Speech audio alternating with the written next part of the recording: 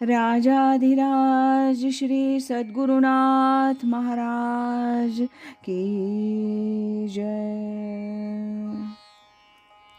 तीर्थस्वरूप परमपूज्य श्री रामराय गोविंद केळकर तथा श्री दासराम महाराज यांच्या वचनांवर आधारित श्री दादांचेच अंतरंग सत्शिष्य ना गोखले यांनी लिहिलेल्या नित्य नवा दिस जागृतीचा या ग्रंथातील आज ऐकूया 2 जून या दिवशीचं चिंतन.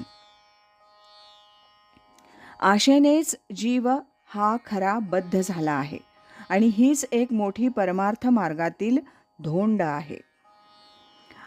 आशापाशशतैर्बद्धाः आशायां परमं दुःखं निराशायां परमं सुखम.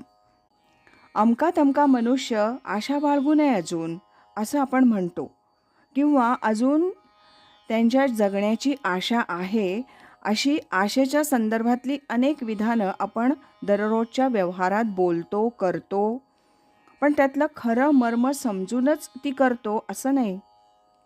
या आशेचं स्वरूप फार गुंतागुंतीचं आहे.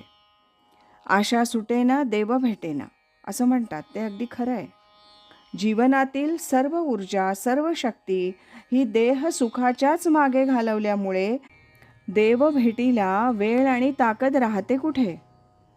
कुटुंब काबाडी या समर्थांच्या दासबोधातील विवेचनात फार समर्पक वर्णन आलेलं आहे. आशेचं स्वरूप निरनिराळ्या तऱ्हांनी प्रकट होतं. आशा, दुराशा, निराशा वगैरे वगैरे. पुन्हा ती प्रत्येकाच्या स्वभावानुसार त्याच्या ठिकाणी ती आशा दृढ असते. अर्थात सर्वांचं कार्य माणसाला परमार्थ मार्गावर जाऊ न देणं हेच असतं, हे लक्षात ठेवलं पाहिजे. फक्त माणसानं परमार्थाच्या मार्गावर चालण्याबाबत आशावादी राहिलं पाहिजे.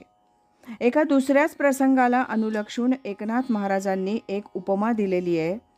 मृगजळाचे डोही पाषाणाची सांगड वांझेचा पुत्र पोहला रे. सगळंच अतर्क्य, अशक्य आणि असंभवनीय. तसंच बऱ्याच गोष्टींच्या आशेबद्दलही असंच म्हणता येईल. पुन्हा आशा ही अस्तित्वाशी जोडलेली असते, त्यामुळे अस्तित्व टिकवून नवीन नवीन विषयांची हाव माणसाच्या ठिकाणी निर्माण होत असावी. अगदी मरणोन्मुख माणसाला सुद्धा शेवटच्या क्षणापर्यंत जगण्याची आशा असतेच. आज ना उद्या मला बरं वाटेल, आजचा दिवस जाऊन उद्या मला चांगले दिवस येतील असं आपण म्हणत असतो, ते या आशेच्या जोरावरच.